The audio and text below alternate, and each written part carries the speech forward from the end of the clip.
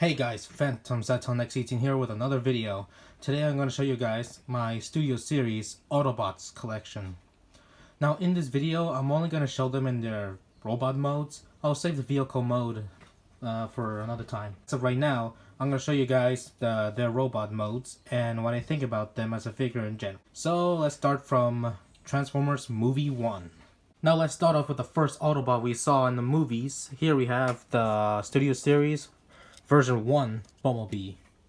Now, as a figure in general, this figure is very fun to play with, very poseable. And the only issue is, of course, this is a very dead topic at the end, at this point. Usually the rooftop pops and stuff like that. Overall, his paint and mold details, stuff like that, is okay for the most part, especially as a deluxe figure. Now, the accessories that this figure comes with is his... There you go. His arm cannon. And it's pretty well done. Silver with yellow and silver. Now to plug this in, you're going to have to put it right here. There you go. And now you have Bumblebee with his hand cannon. Now the only thing that's kind of bothering me about this is just that this is shiny silver and here it's just gray and black plastic that doesn't really match well. Now I know this is a retail figure and I'm pretty sure like Masterpiece or stuff like that can do a better job, or even knockoffs, and yeah, you know what I mean. So I at least hope that maybe one day when they make figures later on, they add a little bit of more paint and details to the, well, just paint in general for the details and stuff like that, so that way the figure can look way more extreme. Yeah, like those custom paintworks that I've seen that are really awesome, and it really brings this figure back to life. Now here we have the Transformers Studio Series Deluxe Class Clunker Bumblebee. I was supposed to say Cliff Jumper for a second. Now this figure is the exact same thing, but the difference is that they put a metal pin so that way it doesn't fall off and stuff like that, and they give him a more movie accurate details or paint on his vehicle mode. Now the rusted parts and beaten up look only be seen by the door wings right here and this little area right here. For the rest of the figure, it just looks clean and nice and stuff like that. I really wish they put some more of these and these on that and here and stuff like that. Yeah, you know what I mean. Not much to say about it. It's the exact same thing, only that there's missing paint on the chest. Like as you can see here, there's missing paint on the chest, and the top of the car here is hang on. Here, as you can see, is black, and here it's shiny silver. So the way I think about these figures is that I think that this is the Bumblebee movie Camaro version of it. And this is the Michael Bay 2007 version of Bumblebee. So, you get what I mean. Oh, one thing I forgot to say. The figure of Clunker Bumblebee's accessory is this. Same arm cannon, but fully painted silver, which I'm okay with a bit. But only I wish that this part was like painted yellow. Kind of like the original Studio Series not Clunker Bumblebee, old Camaro version looked like. Or you can just like take this piece or like, you know, replace it with this or use this piece for the Clunker Bumblebee. So yeah, anyways. Now here we have Bumblebee in his way newer Camaro look. When in that scene where he supposedly abandons or kicks out Sam and Michaela, only to like scam new Camaro to show off his new look after he heard Michaela calling his car mode a piece of crap or a piece of junk or something like that. I don't want to get demonetized out. Not even monetizing this video, but still though. Here is Bumblebee recently that I got. I think yesterday I got him at a Target. Sorry I couldn't like film it as a toy hunt, mainly because brother was following me and I don't want him to find out I have a YouTube channel and still. So yeah, here is Bumblebee's new look, and the head sculpt here has a battle faceplate. You can't take it off, but you can remove his head and replace it with the Bumblebee Camaro or the old one's head. So that way you can get like a movie 1 Bumblebee without the faceplate. But later on we'll see. We'll maybe get a broken leg version, as the Fire Army said. and or maybe we'll get the Revenge of the Fallen version with the head sculpt, the normal head sculpt, as Prime versus Prime said. So, anyways, in terms of detailing and paint, this figure is a huge step up from this version, mainly because, well, I get it. This is his new look. This is his old look, but this new look has improved so much. Like on the Studio Series old Camaro version, you can see the arm that it's very like flat and stuff like that. It's very flat. But here on this figure, we have like, you know, bits and parts to make it look like it doesn't transform, or it takes like, you know, parts forming and stuff like that. But no, it's all on its own individual piece. Well, this piece can move to, like, you know, for the transformation or for the hand cannon. But other than that, this figure looks extremely good. Now here is the side view of it. And now here's the back view. And the backpack doesn't seem to be that big compared to the old Camaro Bumblebee. So yeah. And the only complaint that I have is that the promo shots show this area, like this entire area, as well as bits here to be silver, shiny silver. But here we have it in black and gray plastic. Well, it is okay. At least they paint some parts silver and gunmetal silver or something like that. But my real big complaint is just that why did they leave these parts black? I mean, they could have like used gray plastic just like the last night Bumblebee, but they didn't do that for this one. Like, I guess I could, like, you know, grab some silver paint and then do a dry brushing effect on that part to make it look like it's been, you know, beaten up or broken or stuff like that. So yeah, the figure accessory comes with this. His arm cannon, but it's not his arm cannon. Like, you can't detach it. You just have to place it on the hand. Like, watch. Like that. I don't know about you, but I'm more into the swapping arm things, because the swapping arm effect can, like, you know, make it more big and realistic. But this one kind of looks like he's just holding a gun. But don't get me wrong, his hand does not show, well, his hand shows right here, but his hand doesn't show right there, meaning that his arm transformed into a gun. Now, I have mixed feelings about this, but I think it's okay. The only thing that I wish they did is just add some silver paint to this gun. Yeah. So yeah, as a figure as a whole, this figure is really fun to play with, and fun to mess with, and fun to pose around with it. So it's a must-need for your collection, other than you're a big, huge Bumblebee fan, or you're a Studio Series collector, or you like figures that are extremely fun. Now here we have the main leader of the Autobots himself, Optimus Prime. Now, I got this figure first, and this figure was extremely fun to play with, and fun to transform with. So yeah, like, I know the Studio Series Dark of the Moon Optimus has that yellow effect, or yellow or orange fire flame weathering or stuff like that. But this figure was okay to have with at the beginning, then later on you can get that and replace this one.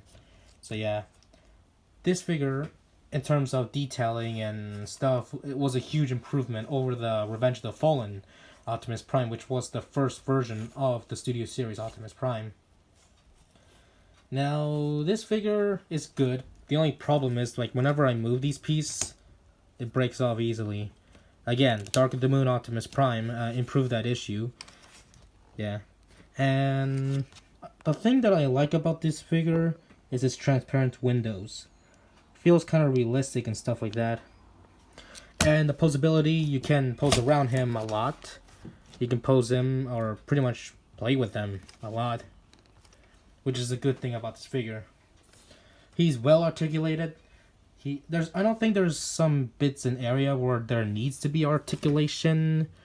I mean, like, the feet moves kind of like a ball joint, but I kind of prefer or wish that it was a ball joint, so it can, like, you know, get some dynamic poses or epic poses with him. So yeah, that's my thoughts on this figure. Oh, I forgot, he comes with an accessory. His accessory is this blaster that he uses to fight Megatron, or to try to prevent Megatron from using his arm cannon. It looks really good. I really like the design, the looks of this blaster. And I'm glad that this figure comes with the blaster, other than those two swords. And don't get me wrong, those swords were extremely awesome and good looking, but I kind of prefer the blaster. And here we have the movie one Ratchet. Now, I got the Dark of the Moon version first, and because he comes with the blaster. And when I saw this version, and he only comes with the buzzsaw, I kind of want the Dark of the Moon version more, because of the blaster. Now, let's take a look at this Ratchet figure. In terms of detailing, it was really good. It kind of looked like close to being jumping out of the screen and stuff like that. But the thing is, he needed more paint. I mean, like, look at the head sculpt. What parts do you remember being silver? You could say all over the place because it's Michael Bay, but it's these two parts that were painted silver on the Dark of the Moon version kind of improved the head. But overall, the rest of the body is very green. I mean, I'm glad they at least paint these and these silver, and this little area silver, so they can, like, you know, break a little bit from the green on the middle of the body, but I just wish these two parts right here were silver. So yeah, he can pose a lot and very well, but the thing is, some of his movements are limited by this backpack piece. Yeah, I kind of wish that the make a little hinge to, like, fold these up, just like the Dark of the Moon version, or the Dark of the Moon Deluxe Ratchet from 2011. But overall, this figure, it's fun. It's not the best Ratchet.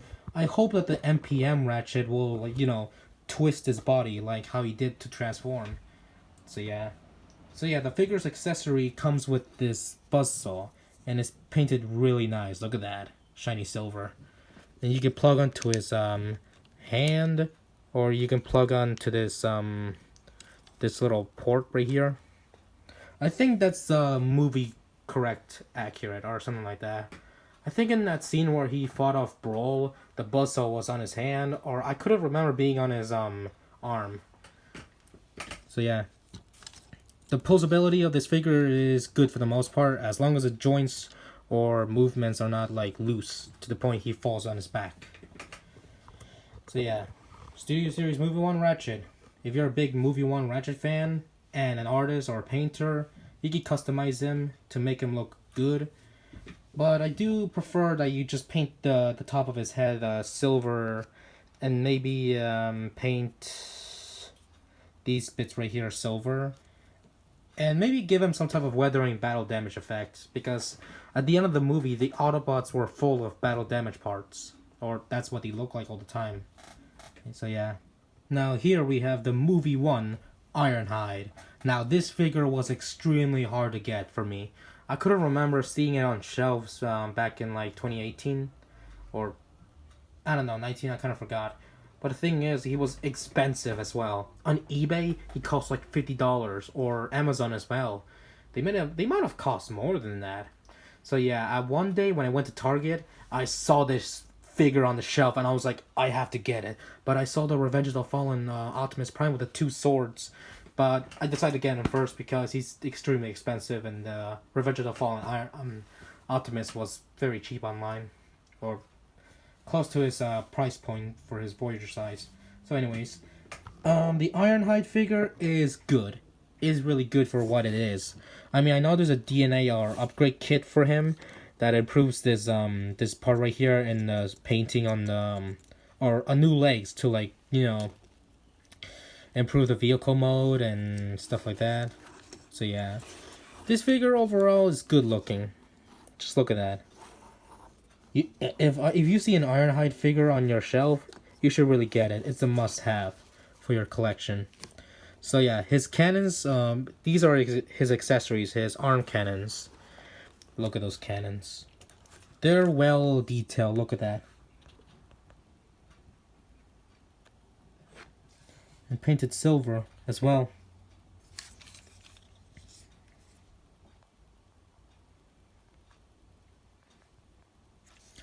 Yeah. So overall, this figure, posability wise, articulation wise, you'd say he's good for the most part. You can get him some cool poses, but I do wish that the arms were like, oh, hang on, sorry. But I kind of wish that the arms were like a bit longer or more beefier, so that way it won't look kind of odd. Because you know Ironhide is always doing these type of poses where he's like putting his arm cannon right in front of you or close to you, but you can't. The only pose that I leave him in is just this pose, because that's what he did at the end of the first movie. So yeah, Ironhide, great figure, awesome figure. So yeah. And here we have the last Autobot from our movie 1 Transformers movie cast, Jazz. Now, Jazz was my second Studio Series figure that I ever owned. I remember him, like, getting him because I remember him. And I haven't taken this figure good care because whenever I transform him, he is having a bit like, you know, scratches and silver paint missing, stuff like that. Wow, what an idiot I am. So anyways, Jazz was an okay figure. The backpack was kind of the issue here. But overall, posability wise, he can pose a lot. Because he's like an agile character in the movie 1, Autobots. His paint work is extremely good in the vehicle mode. But robot mode, I kind of wish that these parts right here were painted silver or weathered silver and stuff like that. And for some reason, this piece right here on mine is loose. So yeah. Detailing, paint, good. Now let's take a look at the accessory that he came with, which is his blaster, shield blaster, or whatever you want to call it. It's painted gold right here at the end. So what you want to do, if you want to plug it on his arm, you're gonna have to like move the hand like that and plug it in. There you go. Wait, that's not wrong. That's not right. Was it like this? Yeah, I think it was like this. So yeah. He looks good with the blaster. Not gonna lie. I wonder what they could have added instead of the blaster thing. Nah. So anyways. Yeah, his blaster is detailed really good. I just wish that this part right here was kind of painted silver. Or weathered silver. So yeah. When you added the gun to the figure, he looks way cooler than before. Jazz. Now, this is an NPM Jazz kind of thing, but it would have been nice if they could like add the ability to split him in half. Kind of like how Jetfire can do that, only to combine with Optimus Prime. But as a figure like this, it's good. Despite it not being like, you know, broken or like have the abilities to split into two pieces. So that was my review of the movie 1 Studio Series Autobots. Now, I know I said in the beginning of the video that I was doing the rest of the other figures. I kind of have to do something right now, and I kind of pretty much don't have time. So, I'm only gonna upload this video as the entire movie 1 Autobot. So, I'll do like Revenge of the Fallen Studio Series Autobots later on. Now, all of these figures are mixed. Now, if you only want the newer Bumblebee look, which looks extremely amazing in his vehicle and robot mode, I will say get that and maybe just get one of the Clunker or maybe the original one.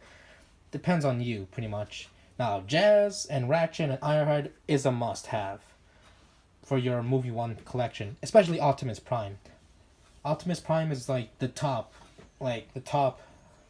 must-have out of all of these figures. Hope you guys like this video. Like, comment, subscribe. Turn on the notification bell. See ya next time. Bye.